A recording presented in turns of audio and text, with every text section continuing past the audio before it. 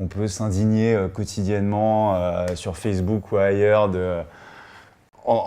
à la fin de la journée, en dernier ressort, c'est toujours toi, consommateur, qui fait tourner le monde.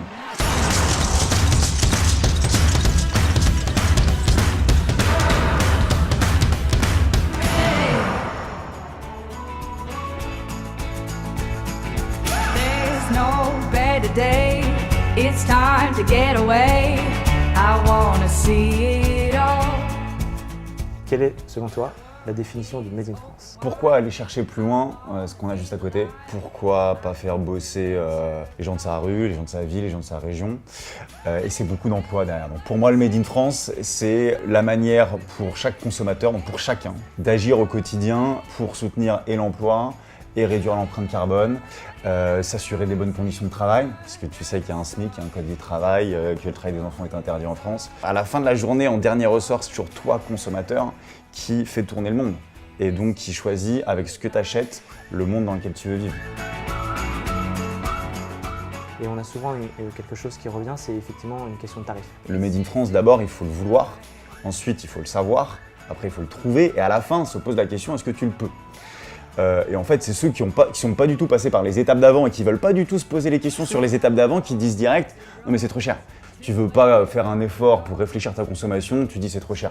Et plus en fait il y a de consommateurs, plus il y a de production, plus par effet d'échelle tu réduiras tes coûts. The brighter sky, can you hear adventure call? C'est quoi pour toi le profil du entrepreneur fabriqué français, Made in France? C'est de la passion et de l'acharnement, hein. Et donc déjà ça, beaucoup dans le Made in France long. Il y a des artisans dans tout ce que ça a de plus noble, des militants qui sont complets, qui sont ambitieux, qui se donnent les moyens, qui connaissent le métier, qui ont du style, arrivent à concilier la cause et le business, la rentabilité et l'engagement. This is the good On est life. le petit frère d'une cause dont je ne vois pas pourquoi on ne suivrait pas les traces, c'est le bio. C'est-à-dire que c'est les mêmes logiques. Tu agis, tu votes avec ta carte bleue. Chaque fois que tu dépenses 1 centime, tu votes pour le monde dans lequel tu veux vivre. En plus du prix et de la qualité d'un produit, tu veux qu'il incarne tes valeurs au quotidien.